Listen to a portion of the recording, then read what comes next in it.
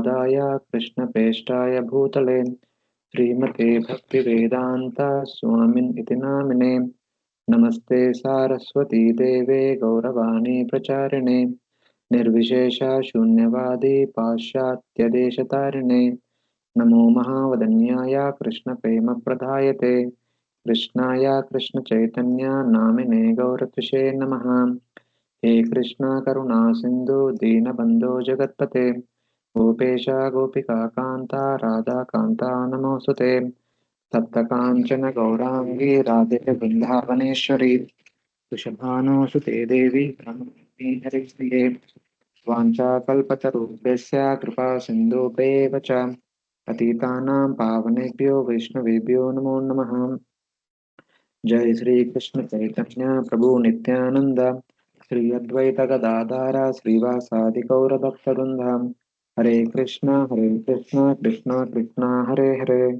Hare Rama Rama Rama Hare Hare Hare Krishna.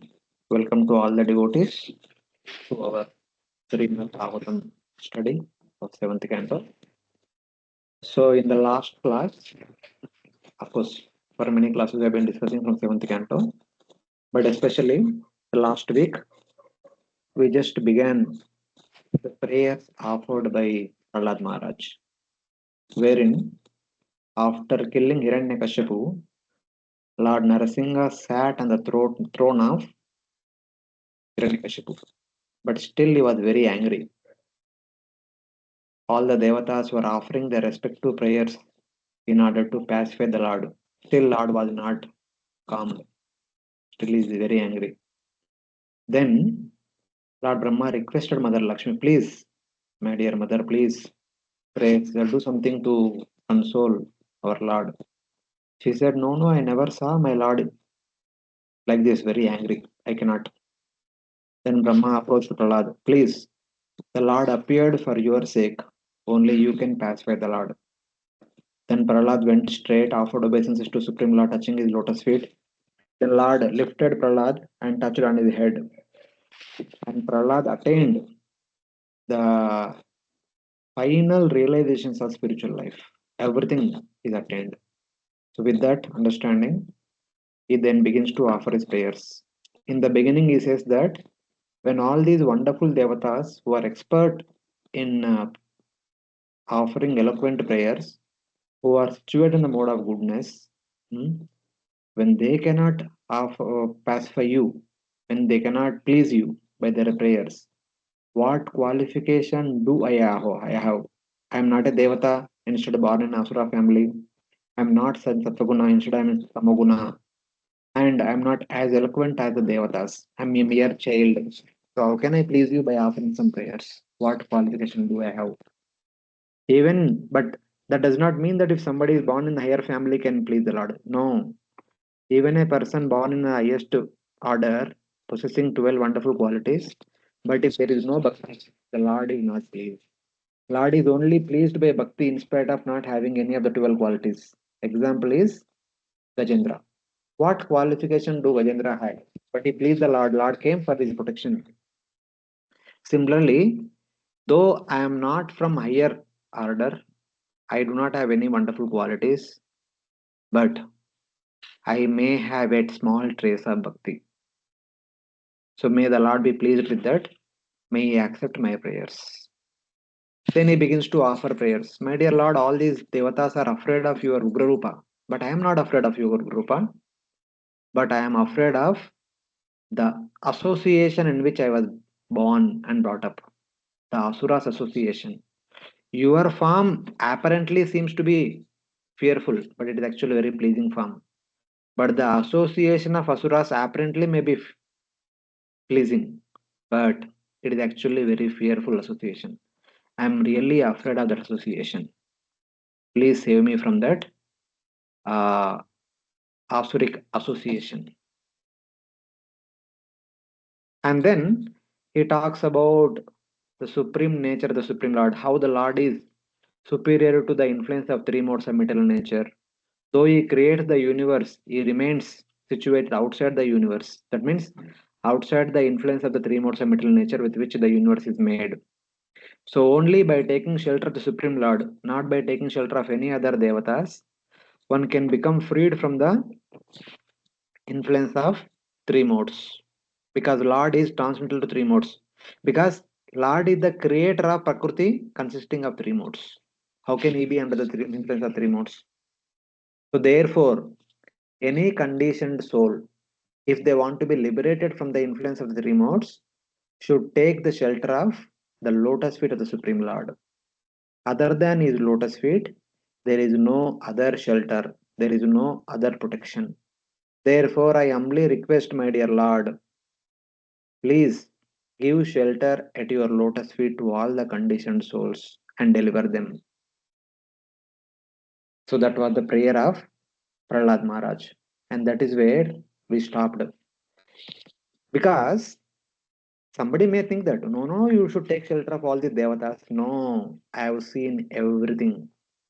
From the worldly point of view, all these devatas are great, great personalities. They possess great influence, great power, great opulences, great strength, and everything in high magnitude. But I saw them that they are afraid of their life. They became humble menial servants in the court of my father. When my father come, they could not even look at my father. They would fall flat, offering obeisances to my father because of the power of my father. But that personality who controlled all the powerful devatas just by the movement of his eyebrows is killed nonchalantly by you, my dear Lord. By killing my father who controlled all the devatas, you have established that your superior position, your transcendental superior position. Even all these devatas who are so powerful, they always pray to Mother Lakshmi so that they remain prosperous. But Mother Lakshmi is always sought after your glance and continuously serving your lotus feet. So, from these 2 points, your topmost position has been established. It is only by taking shelter of your lotus feet a conditioned soul can be delivered. There is no other way, there is no other means. So please be merciful upon all the conditioned souls. This is what I want. Take everyone on your side. This is my desire unto you, my dear Lord. So, like that, Prahlad Maharaj is offering prayers to Supreme Lord Narsingadev. That is where we stopped. And today we'll continue with text number 25 onwards. Here, what is this? Everyone desires enjoyment and power. Lord says that, hey, my dear Prahlad, what are you asking? The people want the opportunity for enjoyment, opportunity for power and influence, name, fame, prestige, etc., etc., etc. But what are you asking me? You are asking the deliverance of the people from this material world, wherein people want to stay in this material world, being powerful, being influential, being enjoyers. Then Prahlad says, my dear Lord, people are ignorant. They do not know the reality of this world. Then what is the reality of this world? What do you know about the reality of this world? Then Prahlad Maharaj responds. पुत्राशिषा श्रुतिशुका मृगतृष्णिरूपा कुत्राशिषा श्रुतिसुखा मृगतृष्णिरूपा वेदं कलेवरमशेषरुजां विरोहा वेदं कलेवरम् अशेषरुजां विरोहा निर्विद्यते न तु जनो यदपीति विद्वान् निर्विद्यते न तु जनो यदपीति विद्वान् कामानलं मधुलवै शमयन् दुरापै कामानलं मधुलवै शमयन् दुरापै. In this material world, every living entity desires some future happiness, which is exactly like a mirage in the desert. Where is the water in the desert? Or, in other words, where is happiness in this material world? As for this body, what is its value? It is merely a source of various diseases. The so called philosophers, scientists, and politicians know this very well, but nonetheless they aspire for temporary happiness. Happiness is very difficult to obtain, but because they are unable to control their senses, they run after the so called happiness of the material world and never come to the right conclusion. Hmm. So Prahlad Maharaj is saying that why people are ignorant, why people are simply after enjoyment and power, and not after the mercy of the Supreme Lord, the real mercy of Supreme Lord. He says the reason is, what is the use of material objects which are pleasant only to hear about and to see? So Prahlad Maharaj says the material world is only a happy place just to hear or to see, but not to experience. What is the use of the body, which is a breeding place of unlimited diseases? This body, which is the source of enjoyment, is actually a breeding place of unlimited diseases. As one becomes older and older, one understands the difficulties that one gets through this body. Though a person knows this condition of life, he pacifies the fire of desire by a drop of hard end happiness, but does not become detached. In spite of going through all these difficulties, that the happiness is only in hearing and seeing, but not in experiencing. And the body, which they are using as an instrument of enjoyment, is nothing but a breeding source of unlimited diseases. Huh? So, but one goes through intense endeavors to experience insignificant happiness. Madhulavai, for Madhulavai, Madhu means happiness, Lava means smallest, insignificant. For Madhulava, with a desire for Madhulava, so one goes through so much hard work. Apeti Durapai, so much hard work, so much hard work. But one does not become detached. In spite of all these things, Shamayan, one does not control one's own material desires. One does not become detached from this material existence. Like that. Objects like a kingdom give happiness by seeing them only, like a mirage, or give happiness by hearing about them only, since they actually do not give a drop of happiness because of worry, calamities, attachment, hatred, envy, and competition. So one may think that if at all I have a kingdom, if at all I am the king of a kingdom, I will be very happy. So from outside, it may looks like a happy position, but really when one becomes king, one is filled with worry, calamities, attachment, hatred, envy, and competition. There is no real happiness being in the position of a king. One may think of being happy externally only. Even if there is happiness, the happiness is the greatest suffering because of inability to enjoy it. Since the body is a place of disease, even if there may be some happiness, but how long one will be able to enjoy? Very soon, the body becomes old and invalid, and one will not be able to experience any more happiness. Knowing the nature of this happiness, one pacifies the fire of desire by a drop of happiness. In spite of going through all these things, when one gets a small drop of happiness, one thinks that one got an ocean of happiness, attained with great difficulty. But the fire again springs up. The next day, again there is a new desire, and one does not become detached from it. So, like that. Intense endeavor, small happiness, again intense desire, intense endeavor, small happiness, like that. The life goes on in this material world. But one never becomes detached from this material world. So, like that. So, that's why everyone is in ignorance. That's why people, even though they come to you, they only ask for enjoyment and power. They think that in power there is enjoyment. So, like that. Prahlad Maharaj says. He further continues, Kvaham Rajaprabhava Ishatamodikesmin.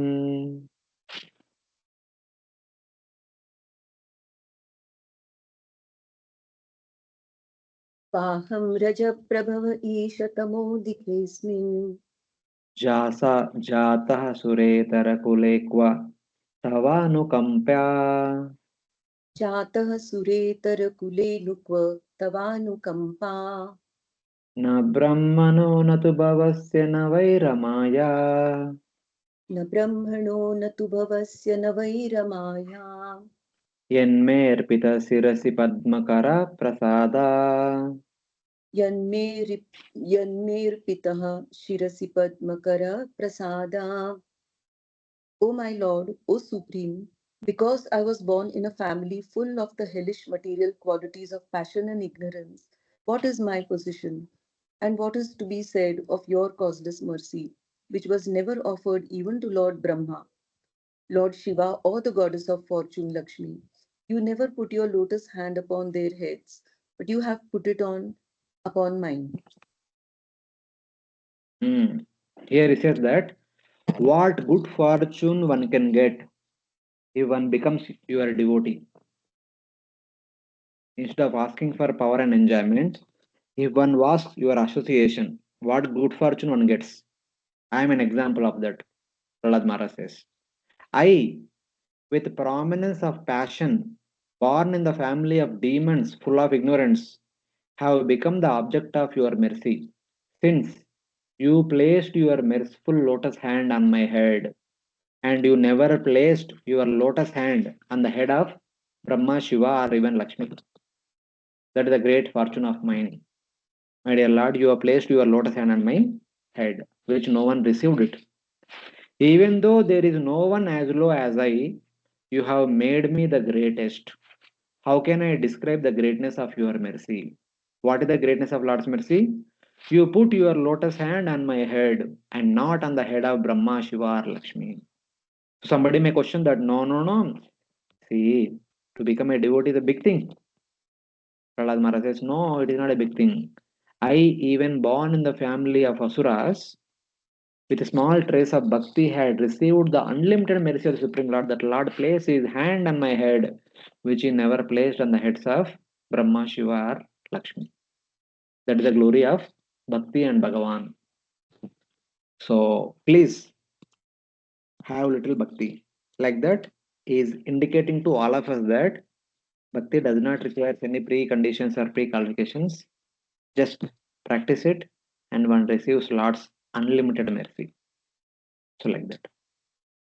He just inspiring all of us to take up bhakti immediately. So in that way.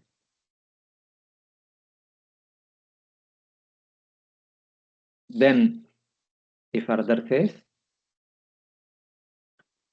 Naisha paravara마tirbhavato nanu syat. Little louder Mataji. नैषा परावर्मतिर्भवतो नानुसयाज जन्तोर्यतात्मसुहृदो जगतस्तथापि जन्तुर्यथात्मा सुहृदो जगत्तथापि संसेवया सुरतरोरिव ते प्रसादा संसेवया सुरतोरेव ते प्रसाद सेवानुरूपमुदयो न परावरत्वम् सेवानरूपम् उदयो न परावर्तम्. Translation. Unlike an ordinary living entity, my Lord, you do not discriminate between friends and enemies, the favorable and the unfavorable, because for you there is no conception of higher and lower. Nonetheless, you offer your benedictions according to the level of one's service, exactly as a desire tree delivers fruits according to one's desires and makes no distinction between the lower and the higher. Hare Krishna. So then one may question Prahlad. Oh, Prahlad, that Lord does not have any kind of Okay, this person is from my community, this is Brahmana, this is Devata. Such kind of discrimination does he not show? He gives mercy to anyone, everyone. Does he not discriminate who is who? Prahlad says, no, Lord does not have such kind of discriminations, which people of this material world have.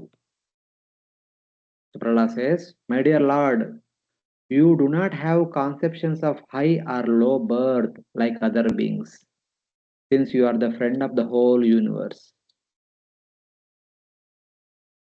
Suhrudo jagatas tatapi. You are the friend of everyone in the entire universe. So you do not discriminate one is low, one is high, one is mine, one is enemy, friend or enemy. Like that kind of distinctions you don't have. Your mercy is obtained by service alone, like serving a desire tree. Those who serve you, those who practice bhakti for you, those who do Shravanam, Kirtanam, Smaranam, Padasevanam, Archanam, Vandanam, Dasam, Sakyam, Atmanivedanam unto you, they will receive your mercy without any distinction. According to the degree of service, you give the results, you give your mercy, not according to one's high birth or low birth. My dear Lord, you never show discrimination based on the externalities of the people of this world. Your mercy is proportion to the degree of bhakti one enters onto your lotus feet. That's all. You do not consider high or low in giving your mercy. You never say that Brahma is high and Prahlada is low, and Brahma is fit for my receiving my mercy and Prahlada is not. Not like that. This kind of discrimination you don't have.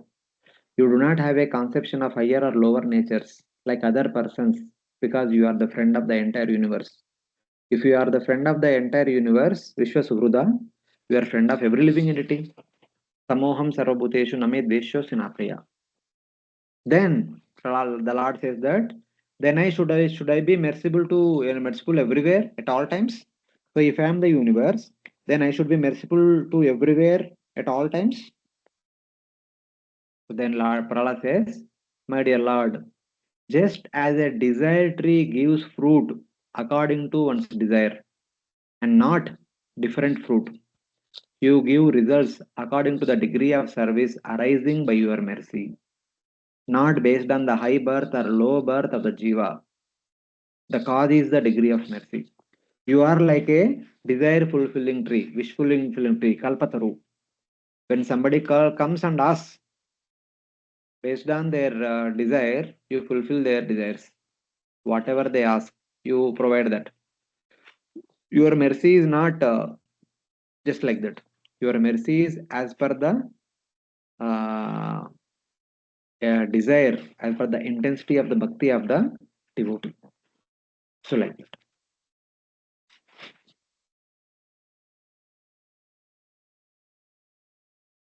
So basically, Prahlad Maharaj indirectly inspiring all of us that Lord is like this, so therefore please practice bhakti and get his shelter. Something like that. So Lord is asking Prahlad, you have said that service to me is the cause of my mercy to you. So whoever serves the Supreme Lord by the practice of bhakti, now with the bhakti, they will receive the mercy of the Lord, and that is also according to one's service, one receives the mercy. The more the service, more the mercy, let the service, let the mercy. You have excluded favoritism by example of the desire tree. By comparing me with a desire tree, you removed the favoritism from me, that I am equal to everyone. I fulfill as per the wish of the devotee. But what is the cause of this service? But how come one practices less bhakti and someone practices more bhakti? How is that bhakti is manifesting in the hearts of different conditioned souls, different devotees? What is the reason for that bhakti? Because bhakti is the cause of my mercy. Then what is the cause of that bhakti? So now Prahlad Maharaj says, Evam janam nipatitam prabhavahi kupe एवं जनं निपतितं प्रभवाहि कूपे kama bikama manuya prapatan prasangat कामाभिकामम् अनुयः प्रपतं प्रसङ्गात् krutvatmasa surarushina bhagavan grihitan. कृत्वात्मसात् सुरर्षिणा भगवन् गृहीता सोऽहं कथं नु विसृजे तव भृत्य सेवाम् सोऽहं कथं नु विसृजे तव भृत्य सेवाम्. My dear Lord, O Supreme Personality of Godhead, because of my association with material desires, one after another, I was gradually falling into a blind well full of snakes, following the general populace. But your servant Narad Muni kindly accepted me as his disciple and instructed me how to achieve this transcendental position. Therefore, my first duty is to serve him. How could I leave his service? So, cause of receiving Lord's mercy is one's practice of bhakti. So, the cause of one receiving bhakti is the mercy of a great devotee. In my life, you are a great devotee, Narada, is the cause of bhakti that you see in me. Like that, Prahlad Maharaj, now he is revealing who by whose mercy Prahlad became a devotee. So, how can he give up the service to such a great soul like Narada Muni? That's what he says now. Oh Lord, following people with all material desires who have fallen in the material snake hole have also fallen into the hole because of their association. He says that for many lifetimes I have been simply following the routine way of living in this material world, and I have been drowned in the hole of samsara. The snake means time. Snake hole means kalachakra. Kalachakra means Janma Mrityu Jara Vyadi. The people of this world, they simply live without having any purpose of life. They simply live for the sake of material enjoyment, and they die again, they take birth, again they die, again they take birth, again they die. So like that, they are drowned in the snake hole. That means they actually fell into the well of Kala Chakra, which takes one Janma Mrityu Jara Vyadi. I have been going through like that because of the association of the people of this world. But I have been accepted by Narada, who has made me part of himself. But somehow or other, Narada may accepted me as his disciple. As a result of that, I have attained little a trace of bhakti unto your lotus feet. Thus, how can I give up service to your dearmost servant, Srila Narada Muni? He is the cause of my bhakti. His mercy is the cause of my devotional service, which attracted your causeless mercy. Like that, Prahlad Maharaj is saying. Following the people of this world with concepts of high and low, filled with all desires, who have fallen into the material snake hole, that is material samsara, I have also fallen by their association. In my previous lives, I have also been like the conditioned souls only. I have been accepted by Narada, who has made me his own possession. Narada considered me as his own possession. How? Let this jiva be mine. By force he has taken me by the hand, brought me near to him, taught me the king of the mantras, and had me serve him. So Narada Muni, he was not come, he had no reason to teach me bhakti. But intentionally, he taught me bhakti because let this conditioned jiva be liberated. Let it be next to me. With that intention, even though when I was in the womb of my mother, there was no need for Narada Muni to speak Krishna Katha for so many years, but he spoke. Apparently, he was speaking to my mother. Actually, it is meant for me because my mother was so not so attentive. For my well-being, he continued to speak Krishna Katha so that I will be delivered from this mental existence. And he taught me that mantra and had me serve him. That means serving Narada Muni means I continue to chant that mantra. I continue to remember what Narada Muni taught me. I continue to present what I learned from Narada Muni to my father and my friends, etc., etc., etc. Thus, I have been serving Narada Muni. Having fallen in the hole of samsara, have now become your devotee. Without Narada Muni's mercy, this was not possible. Therefore, how can I give up service to my Guru? your dearmost servant. So, like that, Prahlada is indicating the causeless mercy that Narada showed upon Prahlad Maharaj. Normally, in this world, we have people like Karmis and Jnanis, on attaining their goal, give up the sadhana. But I cannot be like that. On the path of bhakti, when the sadhana gives results, that means when sadhana brings one to Prema Bhakti platform, devotees who attained the Lord, such as Dhruva, still had a desire for sadhana of associating with devotees and other processes. When the devotees receive the mercy of a guru and practice bhakti, eventually, even though they have darshan of the Supreme Lord, the Supreme Lord can give anything, any blessing the devotee wants. But the devotees only ask for the further association of such pure devotees more and more. Further opportunity to practice bhakti more and more. The example is Dhruva.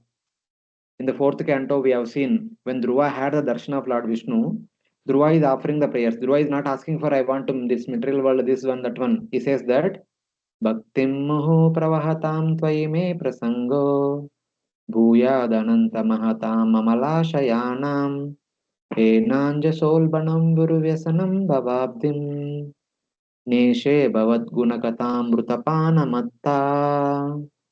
He says, O unlimited Lord, Guru Bhagavan, may I always have the association of great devotees with pure hearts who perform bhakti to you.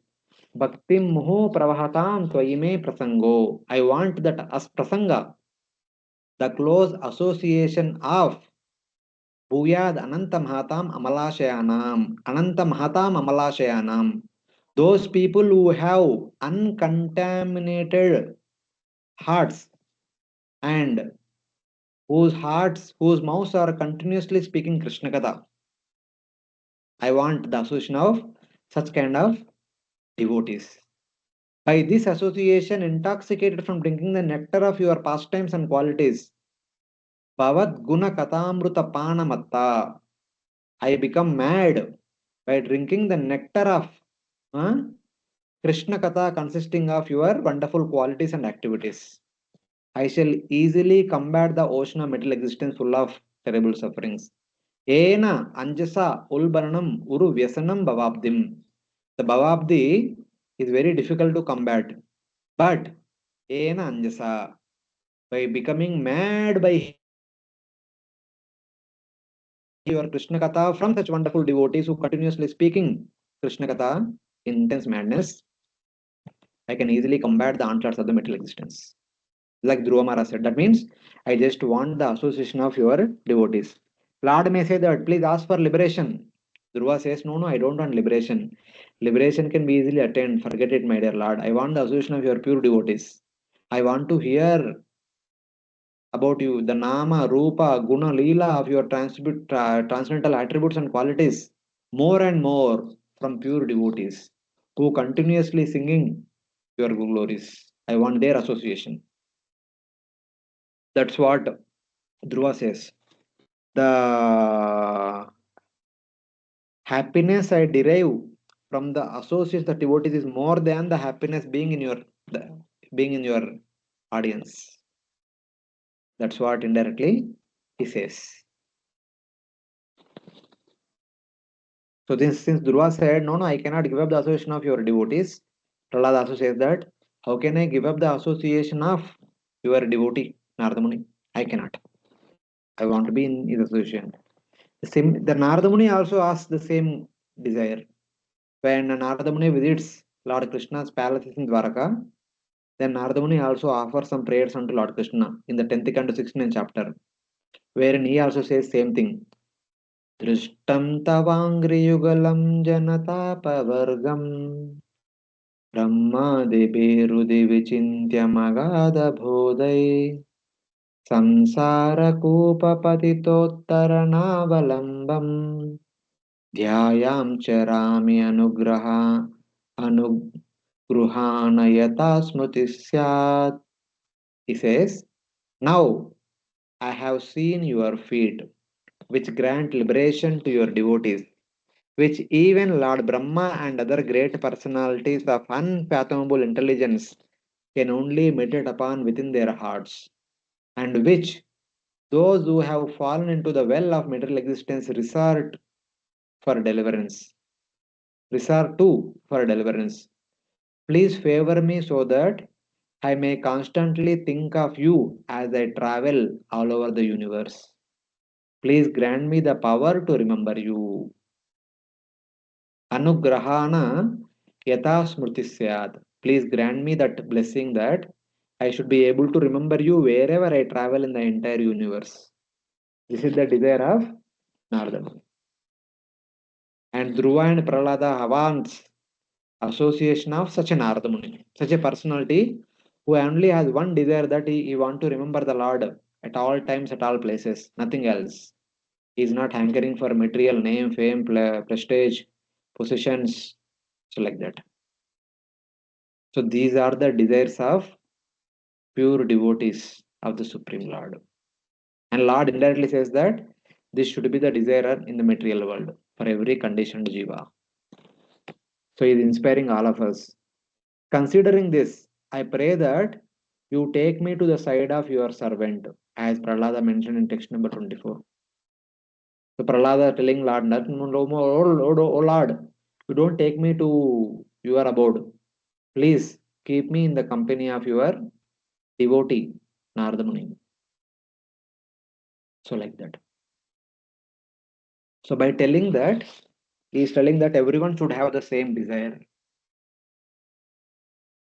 So in that way. Now in the 29th verse, he says how Lord reciprocates with such a devotee. How Lord will bestow mercy upon such kind of devotee. Hare Krishna, devotees are able to follow? Any questions? No question. Yes, Prabhuji. No question. Yes, No, Prabhuji, following. Okay, okay. Since you are under the control of your devotee, your mercy to people simply follows the mercy of your devotees. You are not merciful to those who do not take shelter of the devotees. I am not an exception. By the request of your devotee, you are merciful to all. That is expressed in this verse. When a devotee says that, "My dear Lord, please show mercy upon this conditioned soul," you show mercy to that conditioned soul. You simply follow the desire of your devotee. You don't have any independence. You simply depend upon the desire of your devotees. That is your causeless nature. That is how you becomes controlled by your wonderful devotees. That is your Bhakta Vasalyata, Bhakta Vashyata. You come under the complete control of your devotees. Whatever your devotee says, you will simply do that. So like that, Prahlad is saying in this verse. Matpranarakshanam But Matpranar. one by one. Okay, Mataji, go ahead. Continue, Mataji. Matpranarakshanam anantapiturvadascha. मन्ये स्वभृत्य ऋषिवाक्यं मृतं विधातुम् Manne svabhrutya ऋषिवाक्यमृतं विधातुम्. खड्गं प्रगृह्य यदवोचदसद्विदिस्तु खड्गं प्रगृह्य यदवोचत् सद्विधिस्तु. त्वामीश्वरो मदपरो वटुकं हरामि वामीशरो मदपरो वटुकं हरामि. My Lord,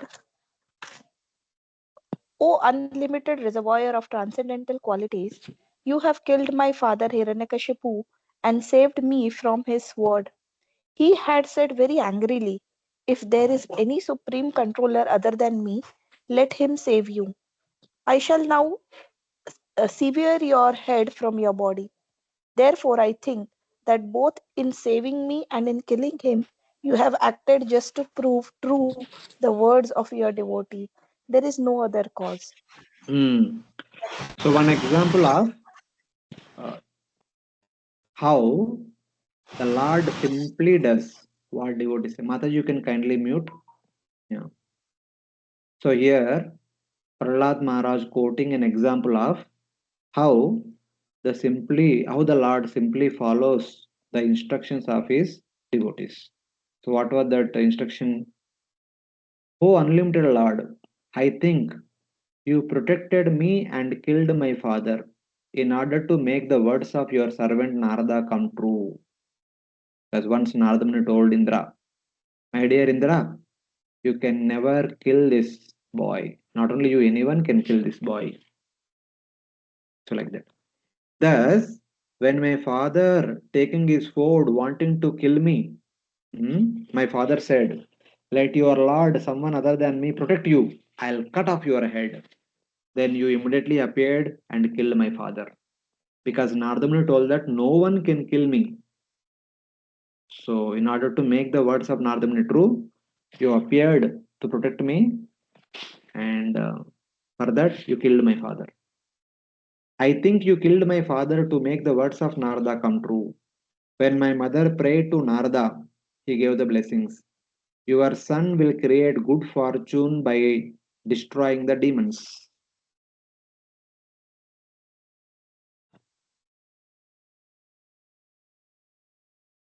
So here is the reference. My pregnant mother, desiring auspiciousness of the child and delivery after the arrival of her husband, rendered service unto Narada with great devotion. So when Narada Muni released Kayadu from the clutches of Indra, so Kayadu requested that please take care of me. So Narada Muni said, no problem, you come to my ashram. Then Kayadu requested that I shall deliver only after my husband comes. Otherwise, my son will be killed by Indra. So Narada Muni said that time, "No, don't worry, your son will not be killed. He will bring auspiciation to the entire universe." The merciful, capable Narada gave auspiciousness to her child and granted delivery after the arrival of her husband. He told Indra that no one can kill him, and he told his mother also, Prahlada's's mother Kayadu also, don't worry, you will deliver your child after your father comes home, and at the same time, don't think that anybody can kill your father, son. Instead, your son brings happiness to the entire universe. That is the nature of your son. So that time only Narada told, because Narada told that you saved me. I think you protected me since my father, desiring to kill me, said, I'll cut off your head, just as you protected me from the shackles of and elephants when my father's soldiers were trying to kill me by throwing me off from the mountain cliff into the ocean and putting into snake's room, giving poison and putting in fire and trampled by elephants, all these things. In all those times, you protected me from snakes and elephants. It was not possible for my father to kill me by his hand. Instead, you killed him. So my father tried to kill me through the soldiers by various means. Even my father wanted to kill me himself. But Narada told that no one can kill me. You saved me at all times. You saved me at all times not because I'm a devotee, because Narada Muni told that I cannot be killed by anybody else. So that's how you comes under the control of Narada Muni completely. Though the Lord is equal to everywhere, he has the quality of being controlled by his devotee, like Narada. This is what Prahlada Maharaj indicates in this verse. How Lord becomes controlled by his pure devotees. Bhakta Vashyata. From Damodar Lila also we understand that how Lord becomes controlled by Mother Yashoda. And how Lord is controlled by all the Vrajavasis. So now from text number 30 to 36. So how the Lord is the source of this entire universe. Since the Lord is the source of the entire universe, since the Lord showed mercy to Brahma at the beginning of the creation, Lord should show mercy to each and every conditioned soul throughout the maintenance of the universe also. So with that intention, he talks about how creation took place from the very beginning. So a few things in relation to the creation, he simply mentions in the upcoming section.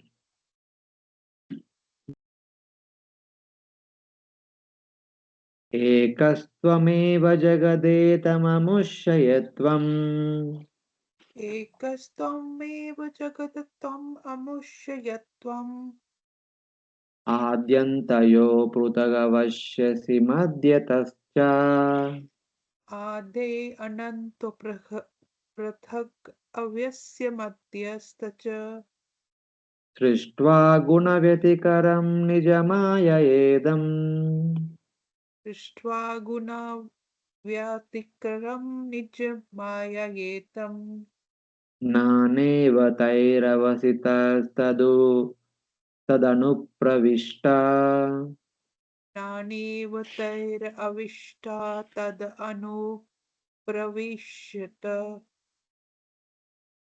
My dear Lord, you alone manifest yourself as the entire cosmic manifestation. For you existed before the creation. You exist after the annihilation, and you are maintainer between the beginning and the end. All this is done by your external energy through actions and reactions of the three modes of material nature. Therefore, whatever, whatever exists externally or internally is you alone. Hare Krishna. just to show that the entire universe is created by Supreme Lord and the entire universe with all the living entities dependent on the Supreme Lord. Prahlad Maharaj talks about how the Lord created this universe, how he does he maintain, how does he annihilate. All that he talks about it in briefly in 6 verses. O Lord, you alone are the universe. You are perceived to be different from the universe with a beginning, middle, and end, having created it by transformations of the gunas. Okay? He says that you alone are the universe because you are the source of the universe. You created the universe with the help of the three gunas by transforming the three gunas. By your Maya Shakti, you are perceived as the creator, maintainer, and destroyer because of the gunas. You, employing your Maya Shakti, you create, maintain, and destroy the universe. As a result of that, you are considered as the creator, maintainer, and destroyer of the entire universe. However, in the absolute sense, you are indifferent to the creation, maintenance, and annihilation of this universe. You are completely indifferent to it. But, however, everything happens under your supervision only. So it indicates that you are the universe, at the same time, you are not the universe because you have your own independent existence in your Sarupa Shakti also. Because this universe is the transformation of your Maya Shakti. The protection of the devotees who are beyond the gunas by you, who are beyond the gunas, is also beyond the gunas. So normally, the Lord shows his mercy to the devotees who are beyond the gunas. Lord himself is beyond the gunas, his mercy is also beyond the gunas. Then what about the people who are in the modes of in the three modes, under the three modes? How does Lord will show mercy to them? If Lord is showing mercy only to those who are beyond the gunas, then what to speak of those who actually need Lord's mercy because they are under the three gunas? The creation, maintenance, and destruction of the material universe are accomplished by you, who are unaffected. The universe is you, since you are its cause. So, though Shastra says that you are situated beyond the influence of three modes, at the same time, you are also under three modes in the form of the entire universe. By becoming the universe, by being the universe, you also bestow your causeless mercy upon the conditioned souls who are inside the universe, who are under the influence of three modes of material nature. So, like that, Prahlad Maharaj now is going to tell that how the Supreme Lord is the universe, how he bestows his mercy upon all the conditioned souls in the universe by giving an example how he bestowed his mercy upon Brahma at the beginning of the creation. You are seen by the intelligent to be different from the universe with beginning, middle, and end. So, why do common people do not see this? The intelligent people see that Though you create the universe, maintain and destroy it, but you are separate from this. But the common people don't see this. Why? The reason is, having created this universe made of the transformations of the gunas by your Maya, which is different from your Sarva Shakti, you enter it. So, my dear Lord, it is you who glance upon Prakriti, who is made up of three gunas, and you impregnate her with the with the unlimited living entities. As a result of that, Prakriti or Maya Devi produces the 24 elements. And by combining those 24 elements, starting with Mahatattva, you create unlimited universes. Okay? Though somebody may say that the universe is you, but you yourself remain independent of the universes.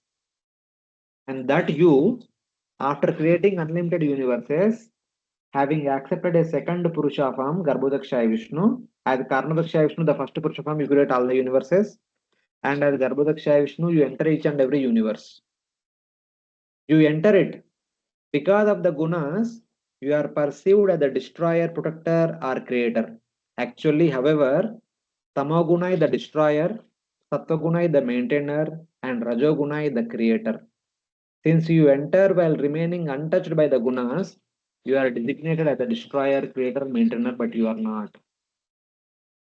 So then, after creating all the universes, Karmadakshaya Vishnu assumes the form of Garbhodakshaya Vishnu. Then he enters in the universe. Having entered the universe, he produces the lotus flower upon which Brahma appears. And Brahma divides that lotus flower into 14 lokas. Then he manifests all the living entities, and they are maintained by your another expansion, Yodakshaya Vishnu. And they are also destroyed by your another expansion by Lord Sankarsana and Lord Shiva at the end of the day of Brahma. So, in one sense, it is you, Garbhodakshaya Vishnu, who is creating. It is you, Shodakshaya Vishnu, who is maintaining. It is you, Lord Sankarsana, who is destroying. So, everything is being done by you. But intelligent people understand that no, Lord is neither creating nor maintaining or not destroying. The mode of passion creates, mode of goodness maintains, and mode of ignorance destroys. But common people, since the Lord is inside the universe and assuming various forms and roles and responsibilities, they attribute the creation, maintenance, and destruction to Supreme. So, like that. You are designated as the destroyer, creator, maintainer, but actually you are not. So, like that. This is the position of the Supreme Lord. So, Prahlad Maharaj is indicating. Then he says, in spite of you being indifferent to the creation, maintenance, and destruction, in spite of you apparently appear as the creator, maintainer, and destroyer, but you always show your causeless mercy to the needy and surrendered. You will never neglect showing your mercy, saying that, oh, these people are in three modes, how can I show mercy to them? My mercy is only meant for those beyond three modes. It's not like that. Your mercy is there for everyone. So, like that, Prahlad Maharaj continues.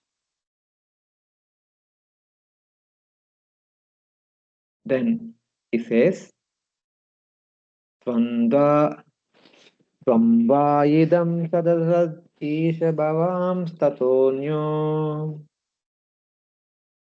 Pam va idam sadasadish bhavam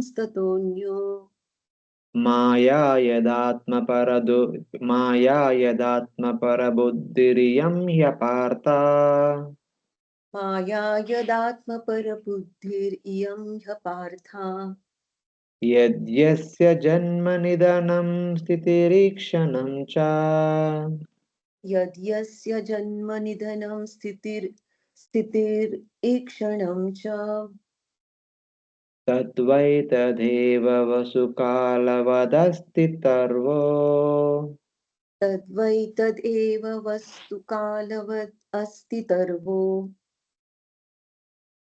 My dear Lord, O Supreme Personality of Godhead, the entire cosmic creation is caused by you, and the cosmic manifestation is an effect of your energy.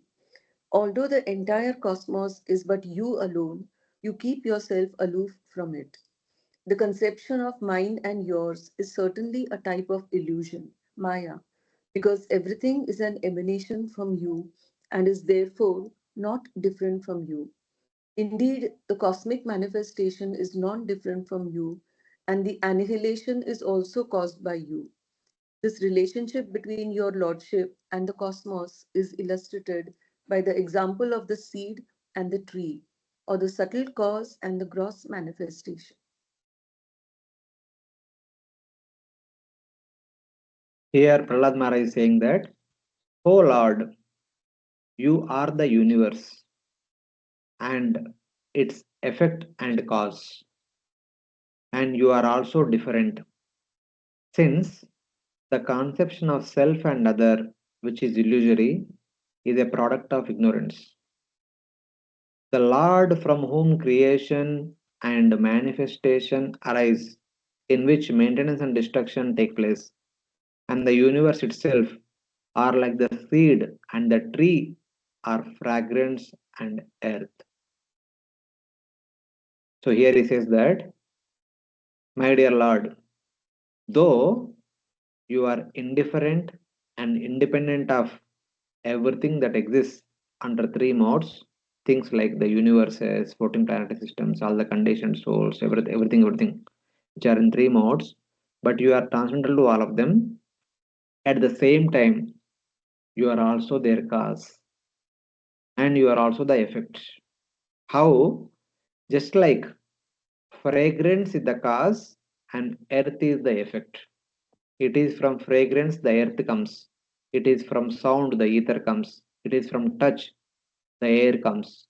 It is from form fire comes. It is from taste water comes. Same way from like fragrance earth comes. And when earth comes from earth, all the objects consisting of earth will also manifest.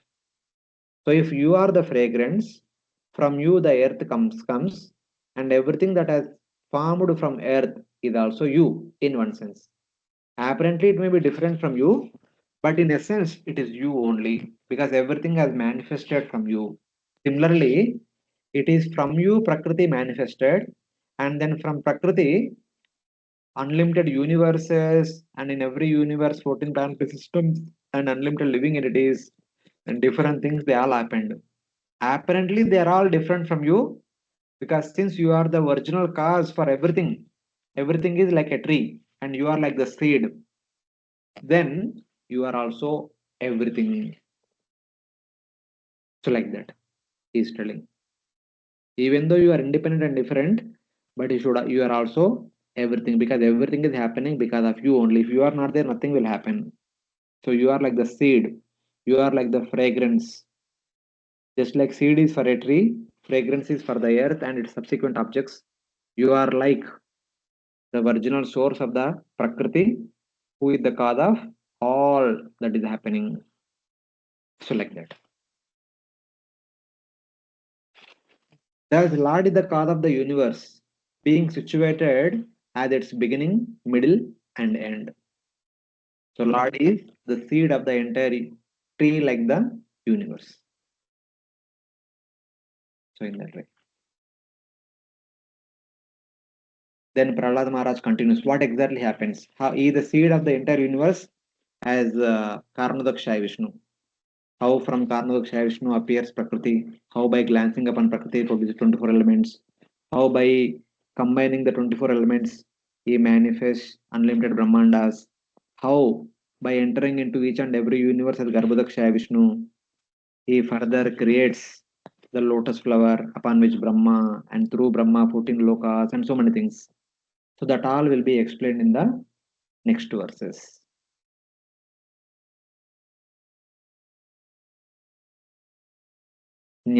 न्यस्येदमात्मनि जगद्विलयाम्बुमध्ये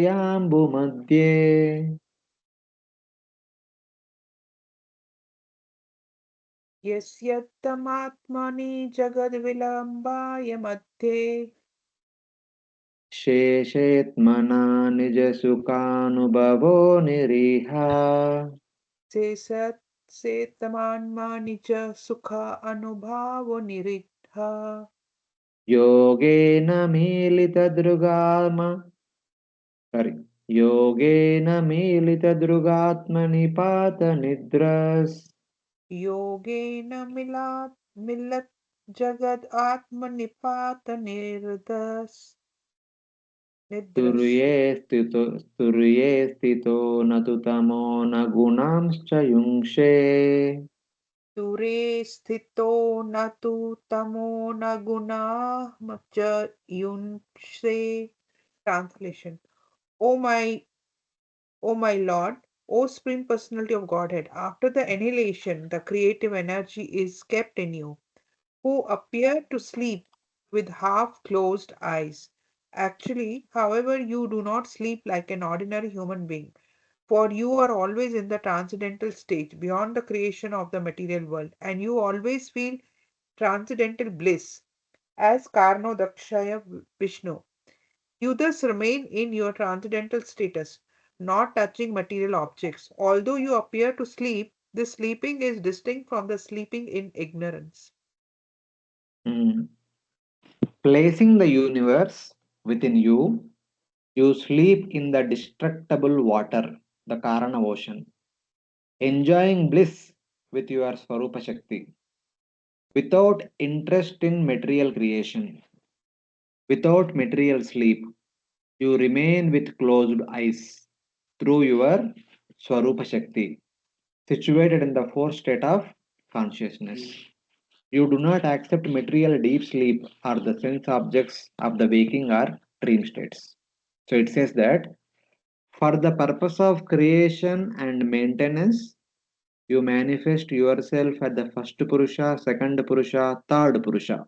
That is Karnodakshaya Vishnu, Garbhodakshaya Vishnu, and Kshirodakshaya Vishnu.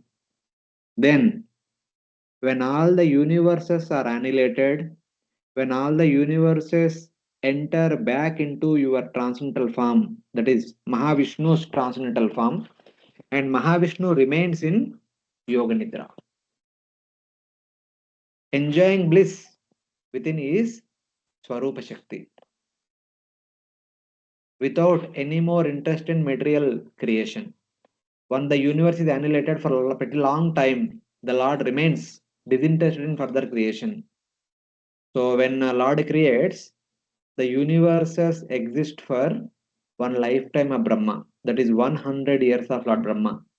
311.0204 billion years. No, trillion years. 311 trillion 40 billion years, something like that. Then immediately the universe are annihilated. After annihilating all the universes, Lord remains for the same time, 311 trillion and 40 billion years, indifferent to any further creation. After 100 years of Lord Brahma is over, then he again creates. Till then, he is completely indifferent to any further desire to create. And that long, he was simply enjoying bliss with Lord Swarupa Shakti. So, like that. So, somebody may say that, oh, you mean to say that he is in Yoga Nidra means he is in deep sleep, ignorant of what's happening around? No. Lord's Yoga Nidra is not a deep sleep like us. In our deep sleep, we are in deep ignorance. We forget about everything. But even though Lord was in Turiya state in Yoga Nidra, he is in knowledge of everything, yet he is indifferent of everything. That is his greatness. Without material sleep, my dear Lord, you remain with closed eyes through your Swarupa Shakti, situated in the fourth state of consciousness, Turiya consciousness, where you do not accept the material deep sleep or sense objects of the waking or dream states. So, in our waking state, we are only after sense objects. In our dream state, we are dreaming. There also, we are after sense objects. Only in deep sleep, we are ignorant of what is what. We forget about who we are. But Lord is neither the Lord's Yoga Nidra is neither like our waking state, nor our dream state, nor like our deep sleep state. It is completely different. He is neither ignorant like we are in ignorance when we are in deep sleep. He is neither attached, is nor attached to material sense objects Like when we are attached to when we are in waking or dreaming state, that we are attached to material objects. He is neither in deep sleep nor in waking or dreaming state. He is neither attached nor forgetful.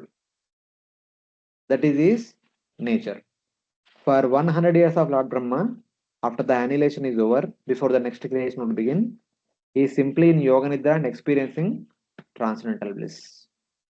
So that is in fourth state, Turiya state. Hare Krishna Prabhuji. Mataji.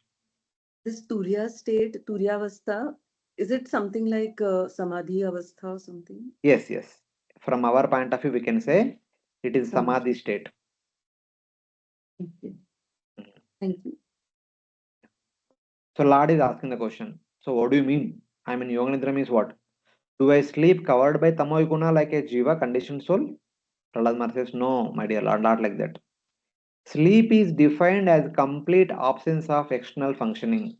In the night time, when we go to deep sleep, we completely forget what's happening around us. We don't have any knowledge about what was happening around us when we are in deep sleep. But you prevent sleep by your manifestation of your Sarupa with closed eyes through yoga, since you are situated in the fourth state in your Sarupa. At that time, you are, it is not that you are not aware of anything, but you are aware of spiritual pastimes. You are completely aware of your transcendental pastimes in the spiritual world. You are in Yoga Nidra and you are releasing your spiritual pastimes with your Sarupa Shakti. You do not you do not accept deep sleep of tamas like the jiva, nor do you accept the sense objects of the waking or dream state like the jiva. In waking and dream state, we are only interested in sense gratification. In deep sleep, we are completely forgetful of everything. But Lord is neither like this nor like that. Lord is, seems to be in deep sleep, but is in Yoga Nidra, is awake, but is indifferent to material creation, but is completely attached to spiritual pastimes. That is his Yoga Nidra. So for creation, what Lord does, how does Lord does the creation and maintenance, and after annihilation, what Lord does is being indicated. Even though we may say that Lord is the creator, maintainer, and destroyer, but actually the three modes are doing all these things. Mode of passion creates, mode of goodness maintains, and mode of ignorance destroys. Since Lord is present in the universe, we may say that Lord is the creator, maintainer, and destroyer, but he is not. He is indifferent to all these things. Even after annihilation, also, he is indifferent to another creation. Instead, he is always engaged in Turiya platform. He is experiencing the transcendental bliss with his Swarupa Shakti. That is his nature. So like that. Then Prahlad Maharaj further continues. Hare Krishna, all of you are able to follow any questions? No questions, Prabhuji. Thank Other you. devotees? No question, Prabhuji. No Yes, question. Prabhuji. Okay. तस्यैव तेव पुरिदं निजकालशक्त्या तस्यैव ते वपुरिदं निजकालशक्त्या संचोदिता प्रकृति धर्मण आत्मगूढम् संशोधिता प्रकृतिधर्माण आत्मगूढम् अम्बस्यनन्तशयनाद् विरमः समाधेर् अम्भस्य अनन्तशयनादविरमत्समाधे नाभेर् अभूत्स्वकनिका वटवन्महाब्जम् आभेर अभुत्स्वकनिका वटवन्महाब्जम्. Translation. This cosmic manifestation, the material world, is also your body. This total lump of matter is agitated by a potent energy known as Kala Shakti, and thus the three modes of material nature are manifested. You awaken from the bed of Shesha, Ananta, and from your navel a small transcendental seed is generated. It is from the seed that the lotus flower of the gigantic universe is manifested, exactly as a banyan tree grows from a small seed. Here, Prahlada further continues, this universe, your body, composed of the three gunas of Prakriti, which was merged in your body at the time of annihilation, and which was agitated by your time energy at the time of creation, then made its appearance after the creation. From the navel of the Lord, lying on Ananta in the Garbhodaka ocean, after he awoke from sleep, arose a giant lotus like a banyan arising from a small seed. As Karanodakshaya Vishnu, on top of Karana ocean, when the universe is annihilated, he is in Yoga Nidra for one lifetime of Brahma, another and 100 years of Brahma. Similarly, Garbhodakshaya Vishnu also is inside the universe at the end of every day of Brahma, when the 14 lokas are annihilated, when all the 14 lokas entered into the body of Garbhodakshaya Vishnu with all the different variety of living entities, even Garbhodakshaya Vishnu is also in Yoga Nidra for the entire night of Brahma, which will last for 1000 Chaturyugas. One Chaturyuga is 4.32 million years. So one night of Brahma is 4.32 billion years. That long, Garbhodakshaya Vishnu is completely in Yoga Nidra, indifferent to further creation. But when you want to do further creation, then from the navel of Garbhodakshaya Vishnu, there appears a beautiful lotus. So like that. All the 14 lokas which are made up of three modes, which took shelter in the body of Garbhodakshaya Vishnu, now they will come out as a beautiful lotus, which spreads all over the universe. At the beginning of the creation, stimulated by your time energy, this universe, your body, possessing the gunas of Prakriti, which was merged in you during the annihilation, becomes manifest from Prakriti. Then, from the navel of the Lord lying on Ananta in the Garbhodaka ocean, that is Garbhodakshaya Vishnu, who had given up his sleep, arose a huge lotus. That means he has given up his Yoga Nidra, because for the purpose of creation, now for the first time, after being in Yoga Nidra for 1000 Chaturyugas, now for the first time, Lord Garbhodakshaya Vishnu glances upon his own abdomen. When he glances on his own abdomen, from his lotus navel, there appears a beautiful lotus flower. So then it is said that, then from the navel of the Lord lying on Ananta in the Garbhodaka ocean, who had just given up his Yoga Nidra and who just glanced upon his own abdomen, arose a huge lotus, like a huge banyan tree arising from a small seed.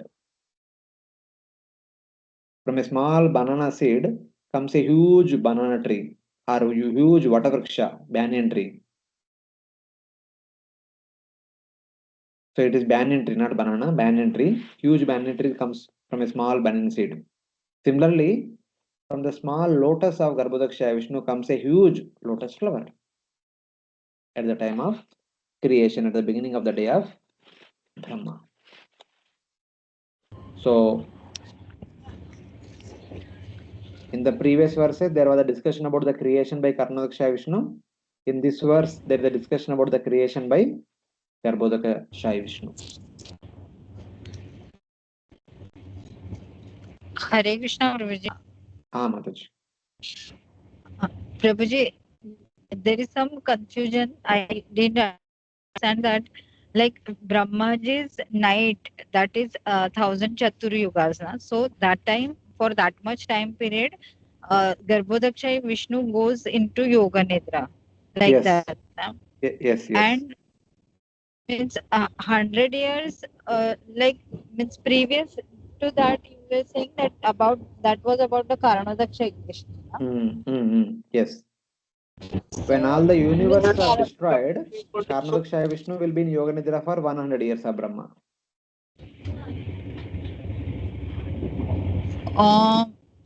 Means uh, when all the Brahma's lifespan ends. So that time you means further 100 Yes. years time Yes. of life means that much period the Karanodakshaya Vishnu will go in Yoga Nidra. And then Yes. again, when the creation is to be done, that time, okay.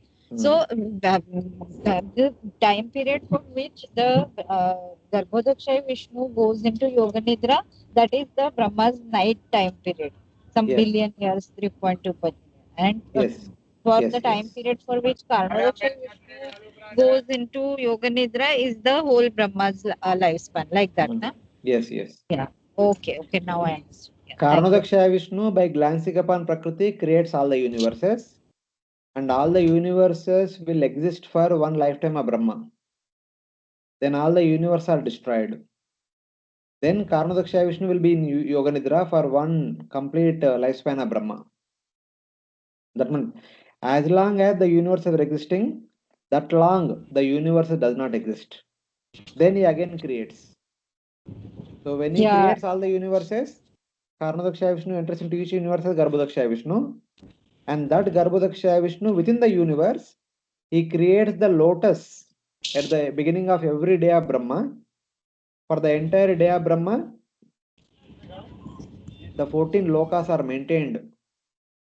And at the end of the day, the 14 lokas are destroyed, and the 14 lokas, all the living entities, they enter into the body of Garbhodakshaya Vishnu.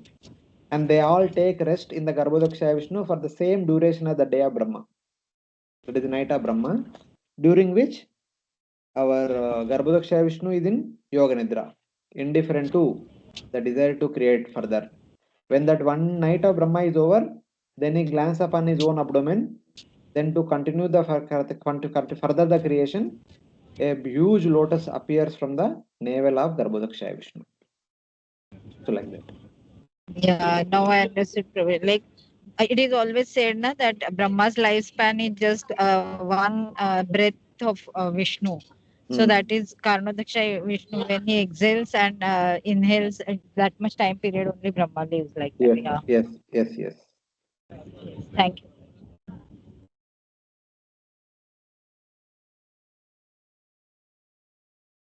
Okay, we'll continue Hare further. Krishna, Prabhuji.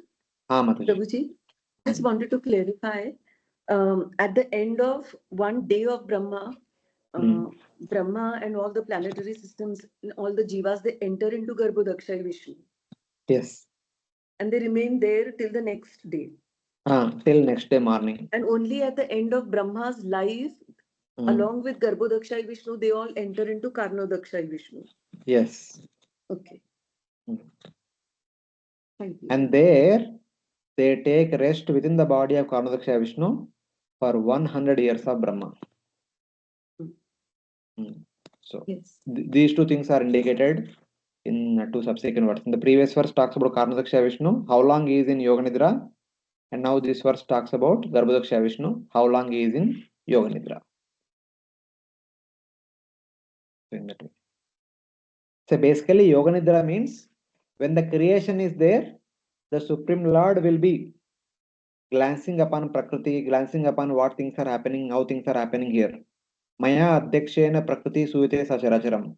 The Prakriti and all the other living entities are performing their activities under the glance of Mahavishnu, Garbhodakshaya Vishnu, Kshirodakshaya Vishnu, Paramatma and all.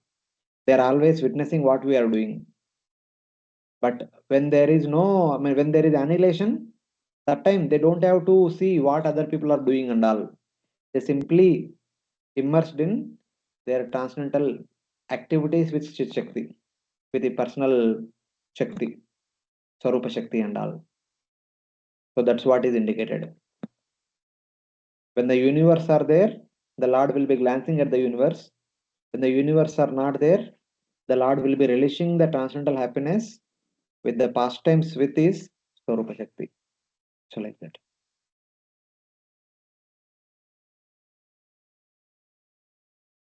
Tassambhava kaviratonyadapashyamanās Tatsambhava kavirato nyatad pashyamanas Tvam bijamātmani tatam Tvam bijamātmani tatam sabahirvichintya Stam vijamatmani tatam saha bahirvinishcha Navindadabdashatamapsu nija nimajjamano. नावीन्ददब्धशतमप्सु निमज्जमानो जातेऽङ्कुरे कथं कुतो फलभेत बीजम् जाते नुकूरे कथमुहोपलभेत बीजम्. From that great lotus flower, Brahma was generated, but Brahma certainly could see nothing but the lotus. Therefore, thinking you to be outside, Lord Brahma dove into the water and attempted to find the source of the lotus for 100 years. He could find no trance of you. However, for when a seed fructifies, the original seed cannot be seen. Brahma, who arose from the lotus, which just appeared just now in the previous verse, we saw that a huge lotus flower, a lotus plant, lotus flower appeared from the navel of Garbhodaksha Vishnu, just like a huge banyan tree appears from a small seed. So, like that. Brahma, who arose from the lotus flower, could not see anything except the lotus. After Brahma appeared from the lotus flower, he was trying to understand who else is there in the universe, where from this lotus flower was born, where from I was born. Like that, he was trying to understand, but he could not see anyone. He thought that you who were spread within him were somewhere outside. My dear Lord, my dear Gardoksha Vishnu, you are actually inside the heart of Brahma as Paramatma. But Brahma was looking for you outside of himself. He was looking for you outside the source of this lotus. Who is he? Where is he? Like that, he was looking here and there. Thus, searching for 100 years, he could not find you. Brahma looked here and there, then he entered into the lotus and he was trying to find out where you are, but he could not find you. Third canto, 8th chapter, all these things are mentioned.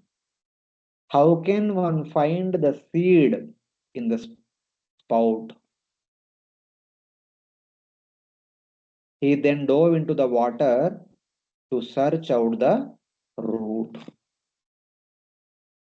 So, while searching in the tubes of the lotus, how can one find the root of the lotus or the source of the lotus? That is not possible.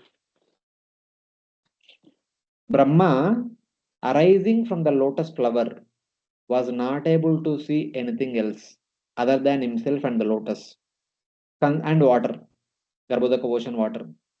Considering that you who are spread within him as material caused by your Shakti, as Paramatma by your Shakti, you are there in the heart of Brahma as Paramatma. You are also there as Paramatma in the entire lotus flower also. But Brahma thought that you are outside of him and he was trying to find out where you are. But Brahma could not find you after searching for 100 years. He searched for almost up the Shatam 100 years, but he could not find you. The reasoning is this. Oh, when a seed sprouts, how can one perceive the seed which still exists in the sprout? But one can perceive the seed at the base. It's like when we sow a seed, the plant comes out. So if one is searching for the seed in the external manifestation of the plant, one cannot find out because the seed is inside the ground beneath the roots. So one need to go inside the ground and find out the seed at the roots. Or if one continues to find out the seed on the external side of the plant, one can never find it. So like that. Though that Bhagavad Gita chapter 15, na rupa masyeha tatopalabhyate nanto nachadir nachisam pratishta ashwattamenam suvirudamulam asanga shasrena drudena chitva tada padam tat parimargitavyam yasmin gatana nivartanti bhuya tameva chadyam purusham prapadde yata pravrutti prasuta purani. That the length, breadth, form, beginning, ending of this banyan tree is very difficult to find out. Instead of finding that, cut the tree at the very root, at the very base, and then enter into the ground and go beyond the root and search for the original source of the entire tree. So like that. Tata padam tat parimargitavyam yasmin gatana nivartanti bhuya. Having attained that, one no need to come back, one does not come back again. So one should search for that Supreme Lord, who is the source of that seed, which is the source of that entire tree of the universe. So like that. Even though the lotus sprout is destroyed because the sprout transforms into a huge tree, it is seen that the seed still remains in the form of the root or beneath the root at the source of the root. But Brahma could not go to the root. Brahma was only searching for the source of the lotus flower on the outside of the Garbhodaka ocean. If he has gone inside the Garbhodaka ocean, he must have gone to the root of the tree, and beneath the root of the tree, he could have seen the seed of the tree. But Brahmaji did not go inside, that's why he could not find. He was only trying to find out the source of the tree in the outer upper part of the universe. So, like that. Same way, in our endeavor to find out the Supreme Lord, if we are searching for the Supreme Lord in the external manifestation, in the external world, we will never ever find the Supreme Lord. The Supreme Lord is within us as Paramatma, or the Supreme Lord is beneath the three modes of material nature. The three modes are like the seed. The entire universe is like the tree. But the source of the seed is the Supreme Lord. The source of Prakriti is Supreme Lord. So if we are searching for happiness in the tree, we will never get. But if we search for happiness, that we should go beneath the tree into the ground and go through the root and go to the source of the root, and that is where we can find the real happiness. So like that, that is indicated here. Though the universe is the manifestation from the Supreme Lord, though the universe can be seen as the Supreme Lord, but we cannot find the Supreme Lord in the universe. We can only find the Supreme Lord when we go beyond the universe. Like that.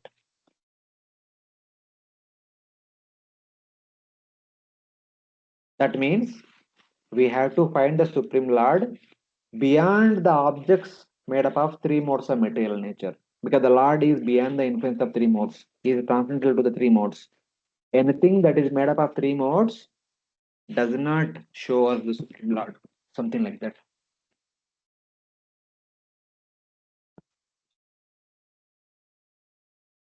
Then, two more verses. Prahlad continues to talk about this universe.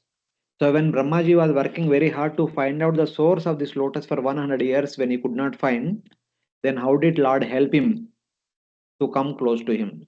Just like Lord helped Brahma to come close to him, similarly, the Supreme Lord also helps us when we are really eager to know the Lord, eager to serve the Lord, eager to go to the Lord. So, like that.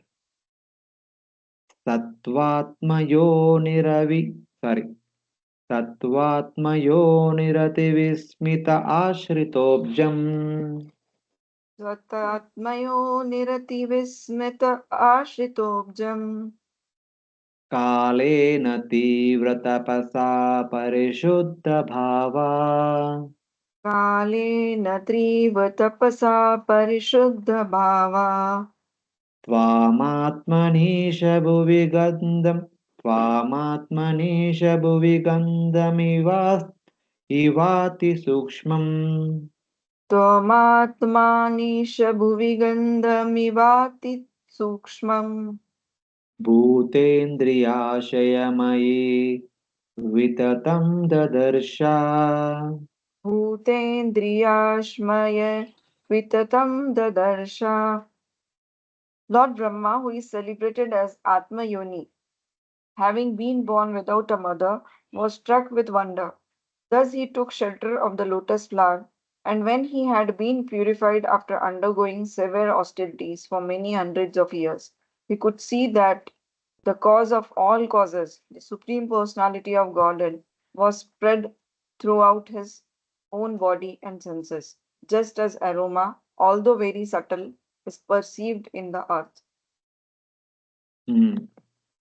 Brahma, astonished, sat on the lotus.